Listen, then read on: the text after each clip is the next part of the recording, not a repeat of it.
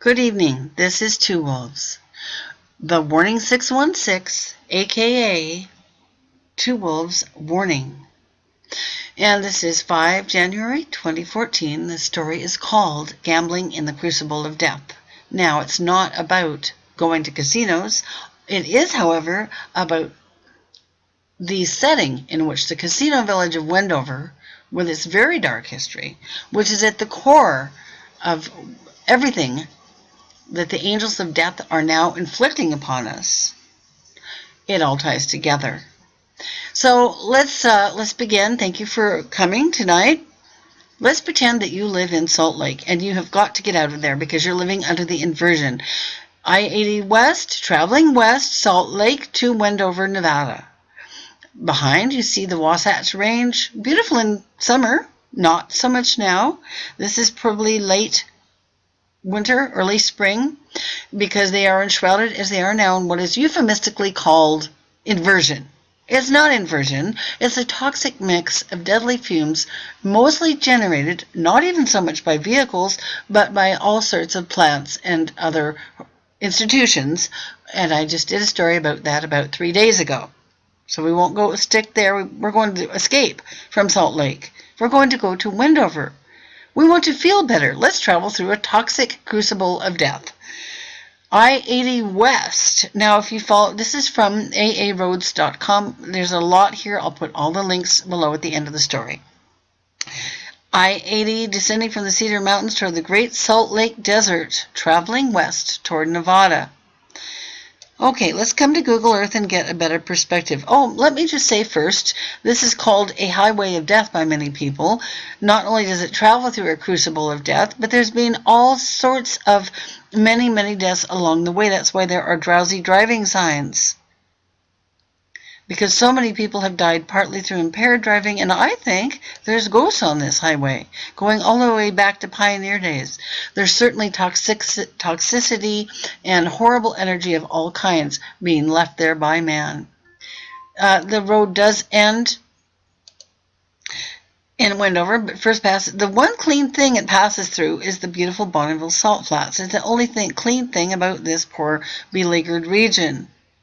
Okay, and then we'll end in Wendover. Let's go have a look at Google Earth.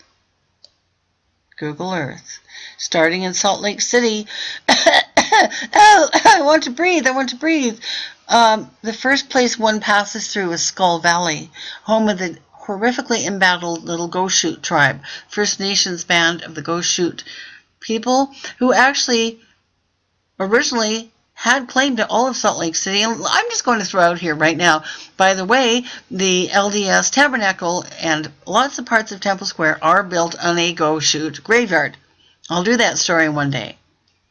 Anyway, here's Skull Valley. You've heard about that because of the government's manifold attempts for many years to inundate the Goshute people with nuclear waste.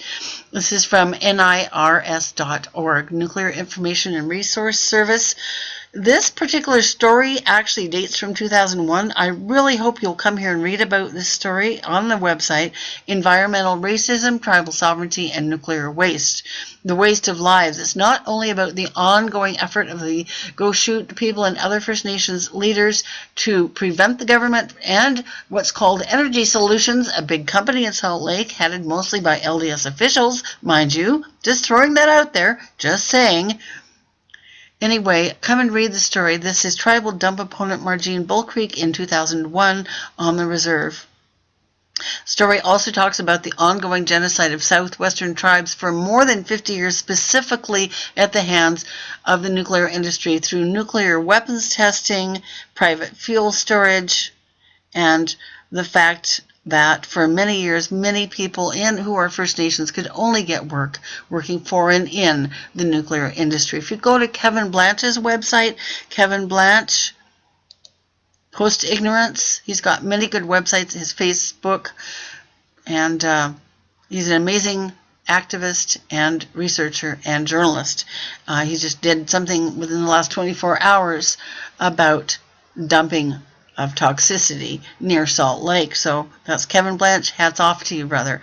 So you're going to leave Skull Valley, saying hello to the Goshute people, and passing through this wasteland.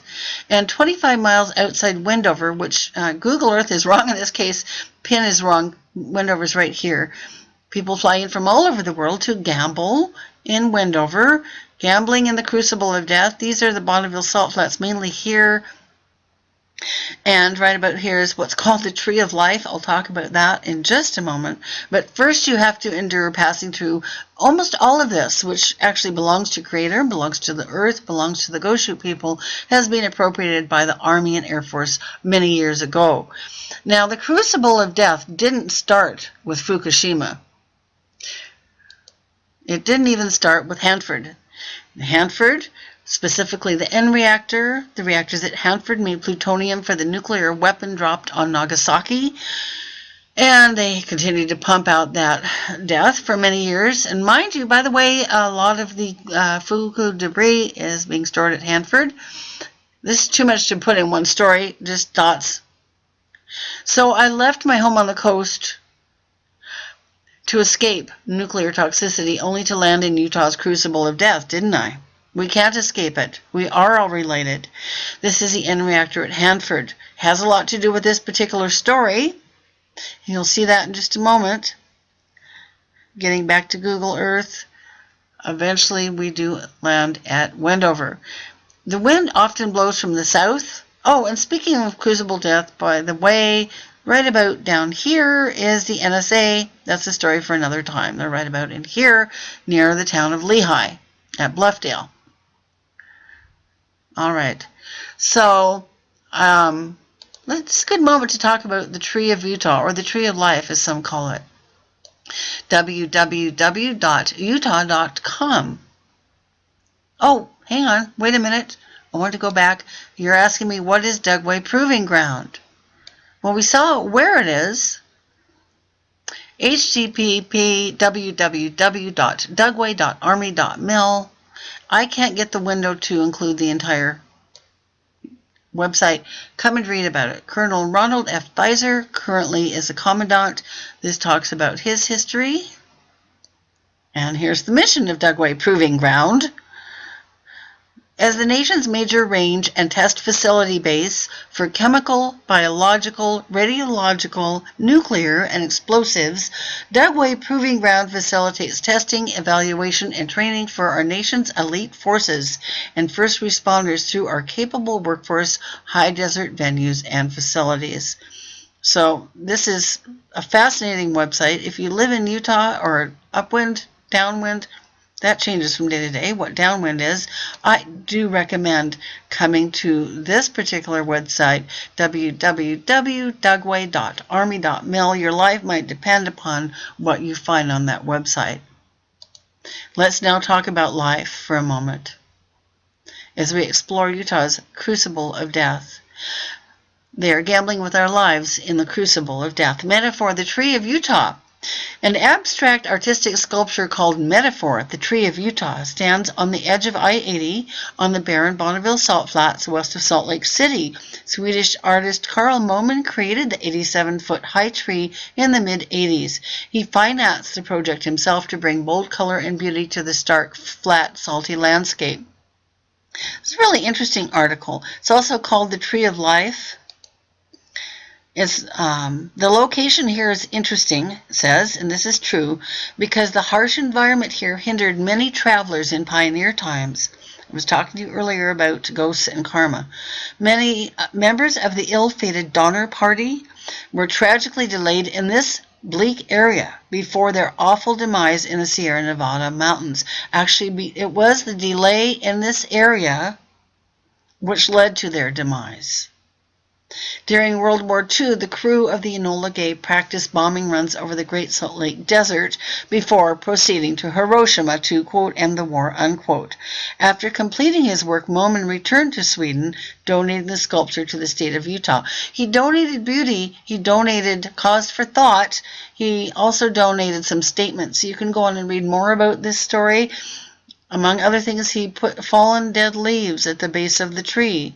He was making some statements and bringing some awareness attempting to bring awareness to the people of Utah.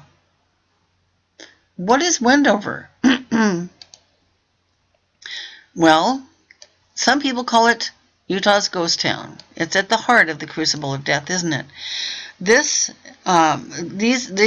pictures are from Bing, and this is from ghosttowns.com. It is a ghost town. This is the old army base at the airport. Most of those buildings are still there. Here's downtown Wendover. Oh, doggone. Let's go back. Oh, there we go. I'll come back to that because I'm running low on time, and I wanted to show you actually a little bit about the army base. But Wendover is a casino village based. Let me see. There. I want to go here first. Oh, there was a little bell reminding me I'm getting low on time. Okay, Wendover Air Force Base and the Manhattan Project. We know what that was. www.plainsofthepast.com. Again, I'm sorry about my Windows. I'm having a little trouble. I'm working with Malwarebytes to fix that problem, but Wendover, here's a picture of the B-29 Enola Gay, which dropped the bombs, and its crew, most of whom met with very untimely and bizarre demises shortly after completing their missions. But it's interesting to note that Congress appropriated funds, for Wendover Field in 1940 for the acquisition of land for bombing and gunnery ranges before the U.S. ever entered World War II. Look at the date. It was activated in 1942 as a B-17 and B-24 heavy bomber training base. This story talks about Wendover's role in the Manhattan Project, the development of the atomic bomb, and B-29 training.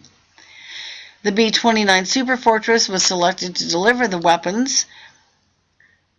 As the design progressed, Project W-47, which was the code name for this death dealing. As the design progressed, Project W-47 personnel assembled more and more complex versions of the Little Boy and Fat Man, oh my goodness, bombs. A successful test of the Fat Man took place on July 16, 1945, south of Wendover at Alamogordo Army Airfield, New Mexico. Oh, Dark Forces really don't want me to do this story. This is my 4th try, so just bear with me.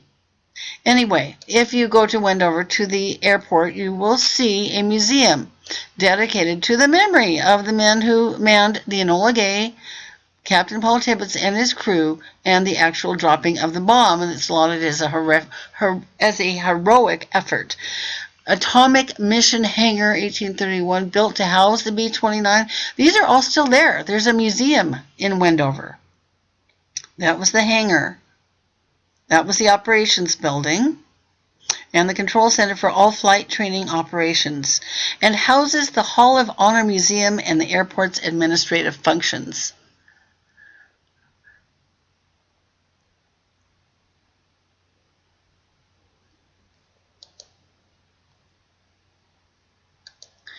I want you to see this website, and I'm running out of time, but it's www.newyorktimes.com. This was written 3/11/2012, 1 year after Fuku. It's called by New York Times. It's called Pastorals of the Atomic Age, and it talks about Mark Kletz's book, The Half-Life of History. This is another photo of the hangar that held the Enola Gay. This is all about this story talks about the tension between official forgetting and the populist urge to remember. But if you go to Wendover, to the airport, you'll be surrounded by ghosts. Okay. I'm going to try to show you one more picture. I think I'm running out of time. But if you go to Wendover, you will actually see a picture of the place where they practiced dropping the atomic bomb. It still stands. Let's see if I can go there. If you'll bear with me for just a second. Here we go.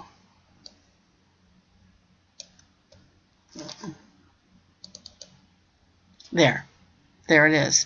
And that is the place where they practiced dropping the atomic bomb. Still standing, the tower. They practiced dropping the bombs that were dropped on Hiroshima and Nagasaki. And that was the nexus of the Cradle of Death.